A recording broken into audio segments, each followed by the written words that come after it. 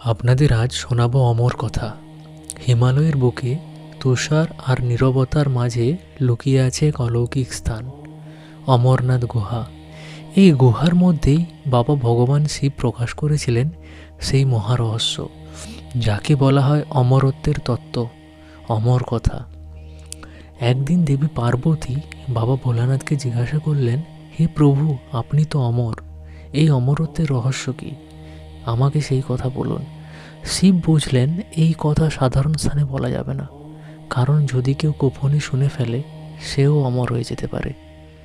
তাই তিনি এমন এক স্থানের খোঁজ করলেন যেখানে কেউ নেই, কোনো প্রাণ নেই, এমনকি প্রকৃতিও নীরব। বাবা ভোলানাথ পার্বতীকে সঙ্গে নিয়ে রওনা হলেন হিমালয়ের পথে।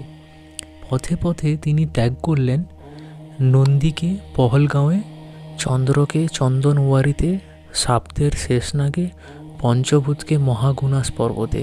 শেষে অমরনাথ গুহায় প্রবেশের আগে তিনি ত্যাগ করলেন নিজের সমস্ত সঙ্গী ও অলঙ্কার। গুহায় পৌঁছে বাবা শিব নিশ্চিত হলেন এখানে কোনো জীব নেই। তিনি সমস্ত প্রাণ ধ্বংস করলেন, একটি অগ্নিকুণ্ড সৃষ্টি করলেন, নিজে গভীর ধ্যানে বসলেন। এরপর পার্বতীকে বসিয়ে শুরু করলেন অমর কথা।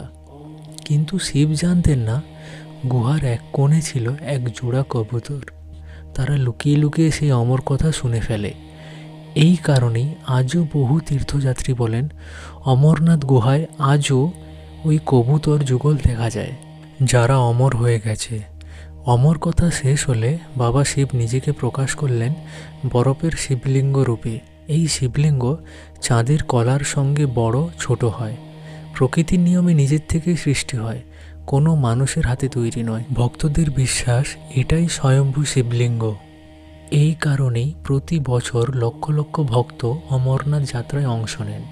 তাদের বিশ্বাস এখানে এলে পাপ ক্ষয় হয়, জীবনের ভয় কাটে, মৃত্যু ভয় দূর হয়।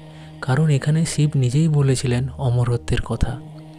যেখানে বাবা ভোলানাথ নিজে বলেছেন অমরত্বের রহস্য, সেই পবিত্র স্থানই অমরনাথ।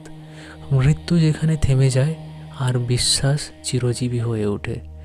বলুন জয় বাবা ভোলানাথ।